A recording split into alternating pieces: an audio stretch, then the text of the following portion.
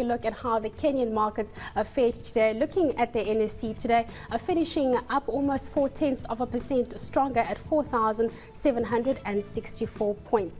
And looking at how the shilling did today, 87 is where we're at.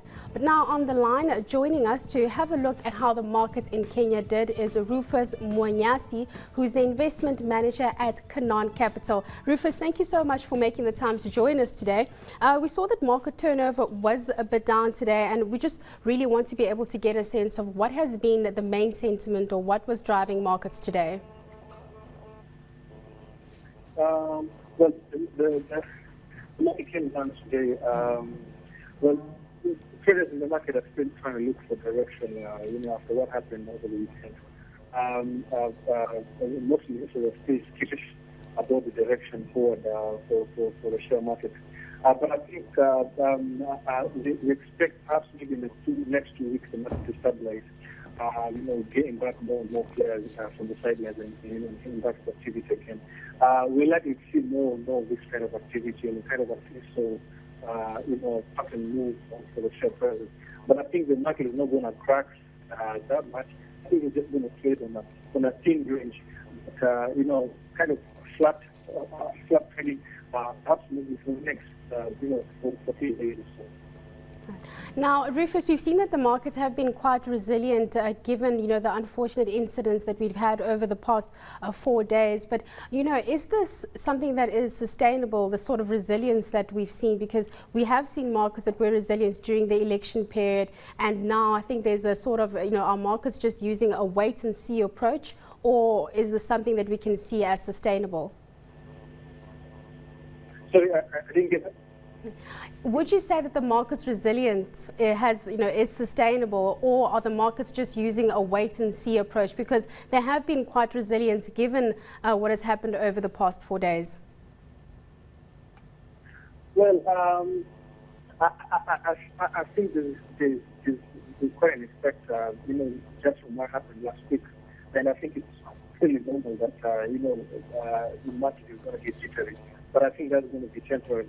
But I think going forward, the market is quite resilient.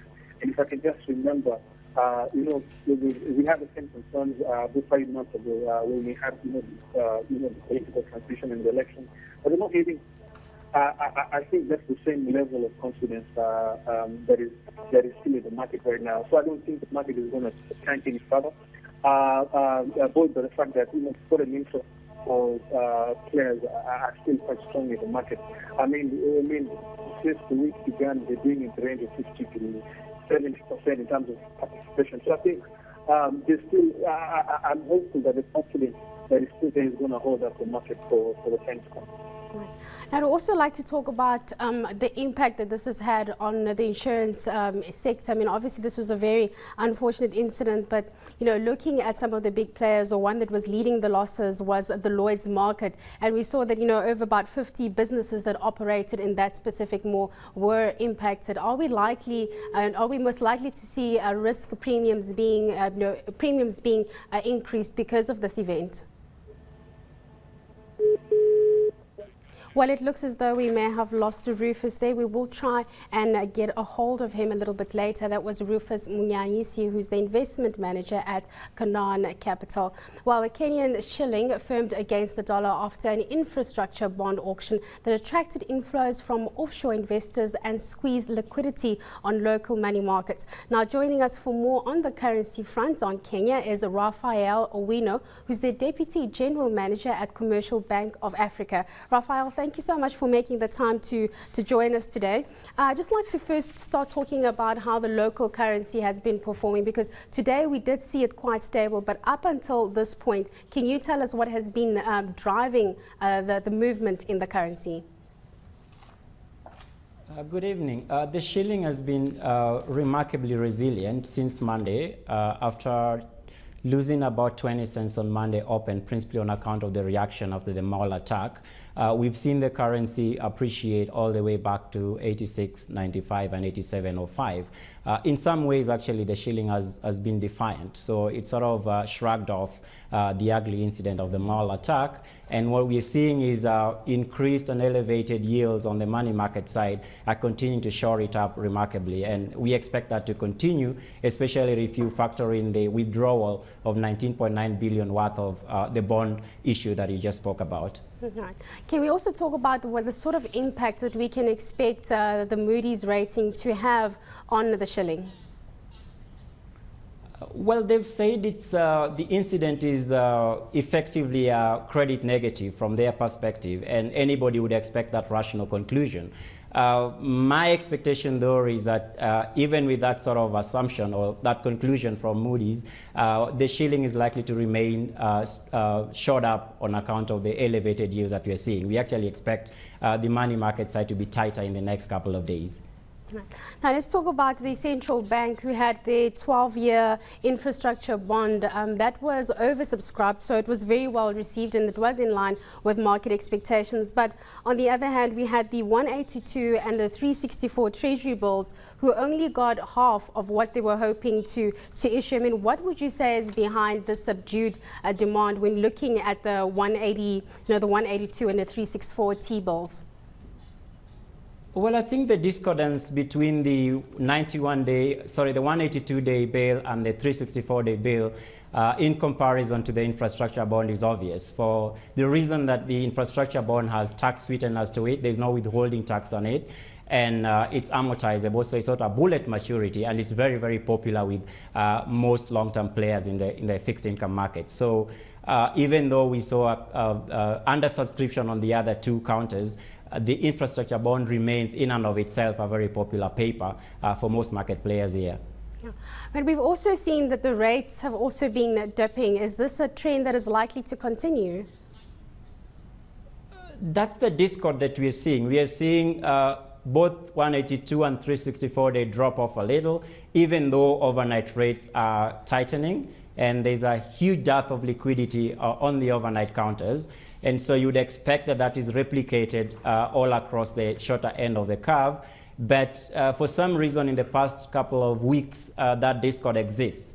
The overall assumption and what I see, though, from where I sit, is that the drop in the 182 and 364-day cannot be sustainable in the medium to long term. So I expect that it will begin reflecting the tightness that I'm seeing on the overnight markets.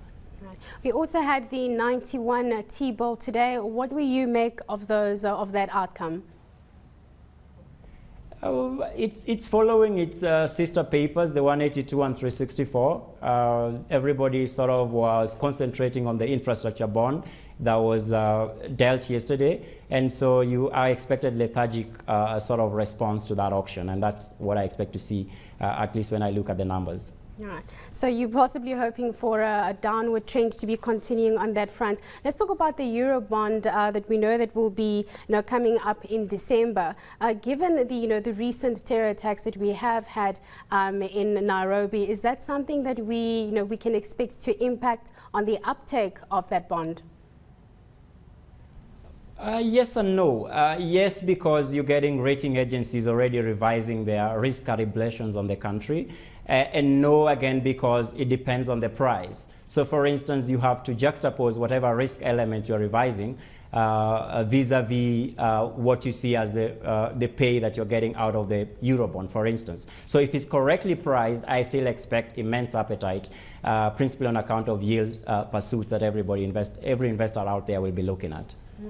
Now let's talk about something that I think has been in the news for quite a bit, and that's with regards to the Fed stimulus. Have you seen that having any sort of impact on on the Kenyan markets or on the currency? Because we are still going to be seeing the US pumping $85 billion every single month. Well, the taper conversation is of consequence to emerging market currencies. And what you've seen, for instance, in the steel bond taper conversation of about 2 weeks ago, there was an immense and huge recovery on emerging market currencies, some of which actually draw us very close. For instance, Iran has complete and perfect correlation with our own outcomes here. And what we are seeing is a benefit of that sort of flow that has seen emerging market currencies and frontier market currencies begin at least to reflect some of that reprieve that the taper wasn't, the outcome wasn't as had been anticipated before the FOMC meeting.